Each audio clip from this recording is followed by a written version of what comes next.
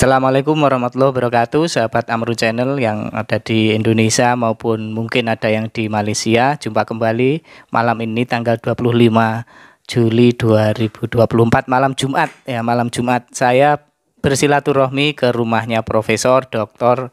Abdul Malik Karim Amrullah. Beliau ini adalah Ketua Lembaga Pendidikan Ma'arif Kabupaten Malang, Ma'arif NU Nahdlatul Ulama. Beliau juga dosen Universitas Islam Negeri Maulana Malik Ibrahim Malang atau UIN Malang. Ya, beliau ini kenapa saya bersilaturahim ke sini karena beliau adalah salah satu pakar manajemen pendidikan. Ya. Dan beliau juga sudah pernah studi banding ke Malaysia tentang pendidikan. Nah, malam ini kita membahas tentang apa hasil studi bandingnya ke Malaysia, apa hal-hal positif di sana yang bisa ditiru oleh pendidikan di Indonesia. Beliau ini namanya adalah ada Amrullahnya, Malik Karim Amrullah. Itu karena terinspirasi dari ulama Melayu yang bernama Hamka, Haji Abdul Malik Karim Amrullah. Beliau ini juga sangat mengidolakan, ayahnya juga sangat mengidolakan, dan semoga ilmunya juga nanti mirip-mirip ya. Beliau ini juga sudah profesor, jadi sama kelasnya juga sudah sama gelarnya.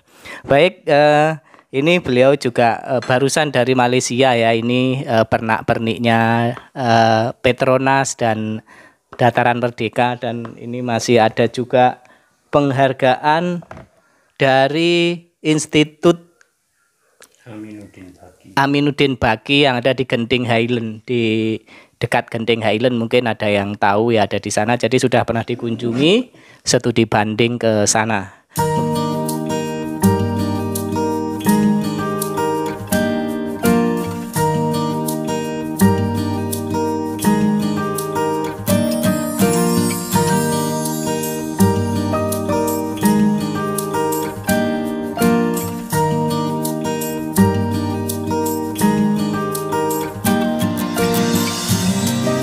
Oke, mari kita dengar apa saja hal-hal baik yang beliau dapatkan dari studi banding di Malaysia. Assalamualaikum, Prof. Malik. Waalaikumsalam warahmatullahi wabarakatuh. Ya, selama studi banding ke Malaysia, ada pengalaman apa saja yang bisa diterapkan di Indonesia tentang pendidikan ya ini ya? Ya, memang kalau bicara pendidikan kita perlu belajar memang ke negara-negara tetangga, salah satunya Malaysia. Nanti kalau di Asia Tenggara kan Singapura nomor 1, ya. Nomor 2 Malaysia, nomor 3 Thailand, baru nomor 4 itu Indonesia. Ya. Saya ini penilaian yang jujur, yang fair ya. Kita harus mengakui di dunia pendidikan Indonesia di peringkat keempat ya. Ya, Asia Tenggara. Asia Tenggara. Asia Tenggara. Dan setelah saya amati itu, kenapa kok kita ini masih belum bisa setara dengan mereka? Itu kalau saya amati kan di Malaysia maupun di negara-negara maju yang pernah saya kunjungi itu, satu layanan fasilitas ya layanan itu betul-betul fokus pada customer. Jadi ketika kita ada di sana, kita itu betul-betul dilayani betul. Dilayani terus pokoknya sampai puas kita ini dilayani. Apa yang dibutuhkan gitu ya? Ya, dibutuhkan. Itu saya alami sendiri kalau di negara-negara maju termasuk Malaysia.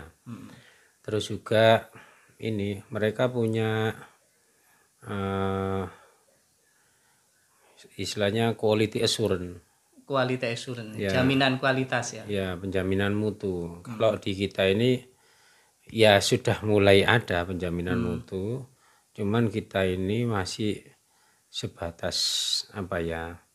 Penjaminan mutu ini hanya sekedar memenuhi syarat borang saja, tapi tidak melaksanakan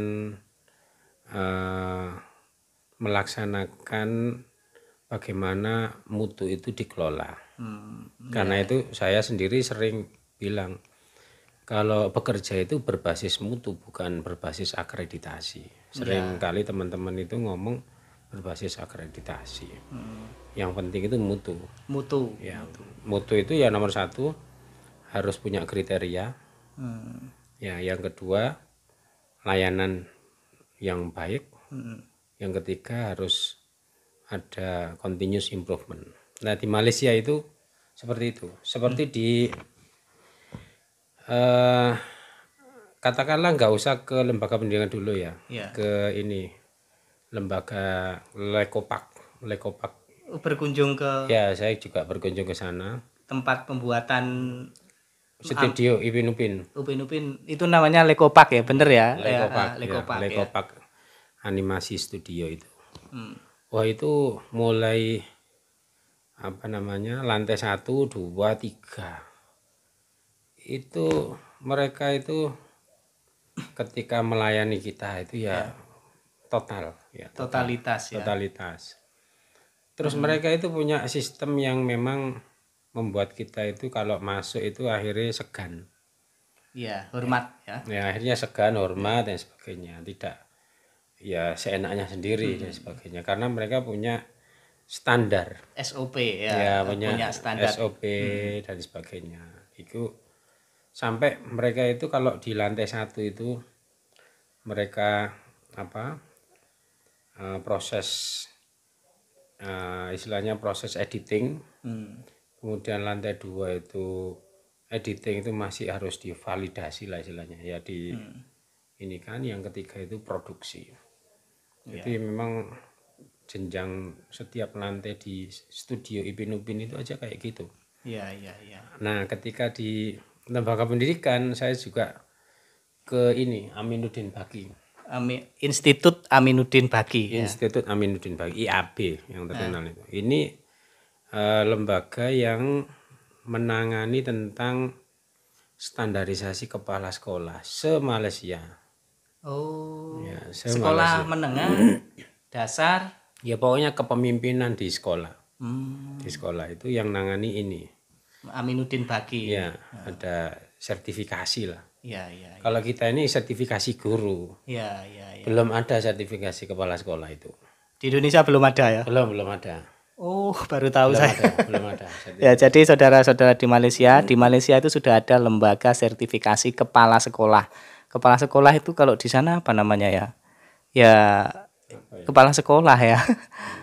Tapi di Indonesia baru sertifikasi guru ya. Yang ada sertifikasi guru. Apa ada ide untuk kemudian mengadakan sertifikasi kepala sekolah? Sudah berjalan.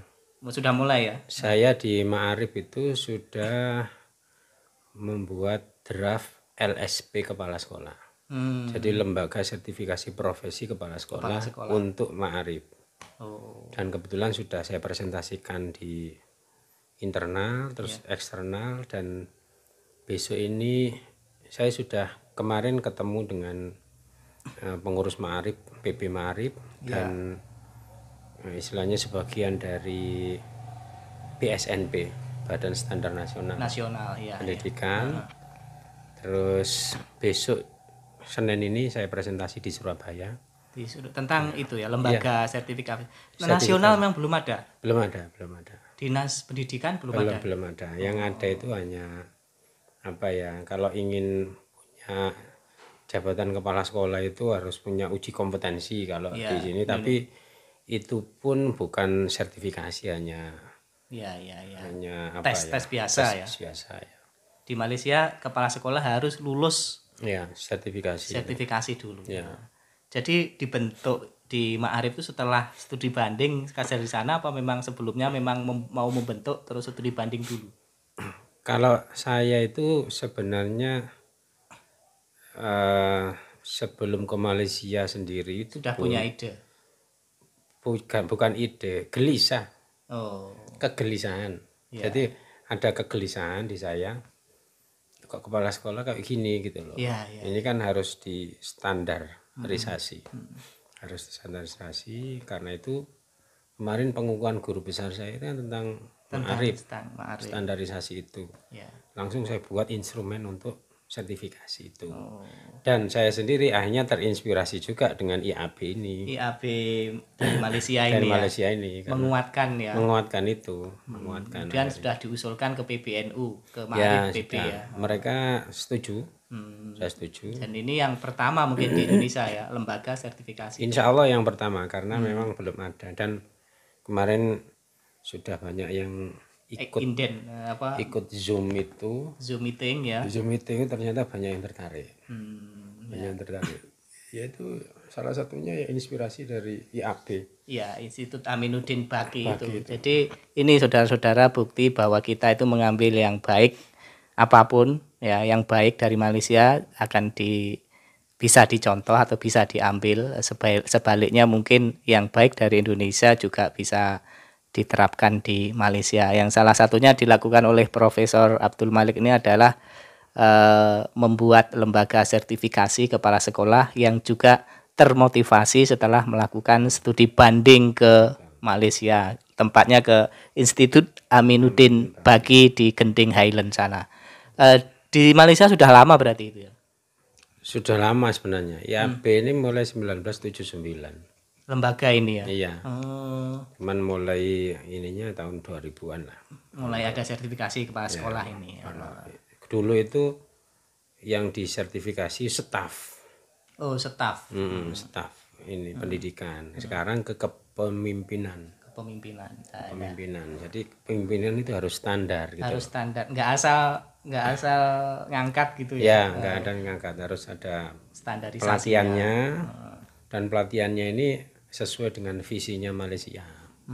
Malaysia punya visi apa, maka sekolah ini harus betul-betul ikut visi. Nah, betul. Ini saudara-saudara, perlunya saling belajar tuh ya seperti ini. Kita tidak usah mengaku yang terbaik, yang apa. Kita semua sama-sama baik ya. Sama, kalau tuh ada kurang pasti ada kurang-kurangnya juga ada. Apalagi di pendidikan di institut itu atau di pendidikan lain juga yang dikunjungi ada enggak? Ya, perguruan tinggi sih, perguruan tinggi ya memang kita masih kita ini sekali lagi kalah di manajemen. Kalah di manajemen ya? Manajemen memang kita ini kurang bagus lah. Kurang bagus. Manajemen kita ini. Kalau konten ya kita sebenarnya nggak kalah. Konten ya. Contoh konten itu gimana? Saya itu saat diajak ke salah satu lembaga pendidikan kayak pondok, di sana itu ada kayak pesantren, namanya apa ya, lupa saya. Tahfidz Quran ya? Iya, kayak tahfidz Quran. Saya mencoba untuk memperkenalkan metode yang di pondok dan sebagainya. Malah mereka ingin belajar juga ya, kira metode ya. Metodenya itu. Oh iya ya, jadi ada ya kayak gitu ya, gitu. Ya, jadi saling belajar juga akhirnya ya. Di sana manajemen lembaganya bagus, tapi konten pembelajaran. Kontennya kita nggak kalah. Nggak kalah. Jadi beliau ini fair ya, menilai fair, tidak ada apa. Jadi kalau konten, cara belajar, kemudian tenaga pengajar, kualitas tenaga pengajar itu enggak kalah ya, enggak kalah. Tapi manajemen itu ya menata orang ya. Menata orang, menata fasilitas. Iya. Karena kan semakin tinggi ilmu seseorang itu kan susah untuk ditata. Itulah yang terjadi di Indonesia ya. Karena banyak orang-orang pandai, atau merasa pandai itu sulit ditata. Ini quote-nya ini menarik.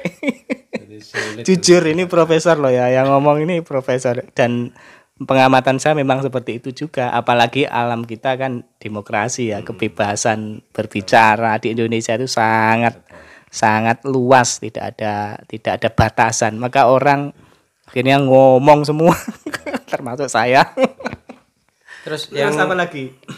Yang saya amati itu di sana itu ketika melayani banyak komunitas, itu enggak butuh orang banyak. Kayak efisien gitu loh. Efisien. Ya. Jadi satu orang itu bisa mengatasi banyak orang. Nah kita ini enggak, biasanya banyak orang ngatasi panitia ini banyak itu ya, banyak untuk ngatasi hal yang kecil dan sebagainya, kayak sesuatu yang besar gitu loh. Gitu, padahal sebenarnya bisa dilayani 1-2 orang selesai sudah. Iya. Oke, ini saudara-saudara menarik kan ya kalau kita ngomong diskusi dengan pakarnya manajemen juga ini Prof Malik, akan banyak hal-hal yang fair play yang disampaikan oleh beliau. Ini tidak bermaksud merendahkan Indonesia, juga tidak bermaksud terlalu meninggi-ninggikan Malaysia. Ini adalah sebuah proses yang wajar ya dalam sebuah pendidikan. Studi banding itu wajar ya, seperti ini. Oke saudara, ini obrolan kita yang pertama. Nanti kita lanjutkan lagi dengan, saya pengen ngobrol lebih dalam tentang Upin Ipin nanti ya, pengalaman di sana. Oke. Saudara, sampai jumpa lagi di video berikutnya. Assalamualaikum warahmatullahi wabarakatuh.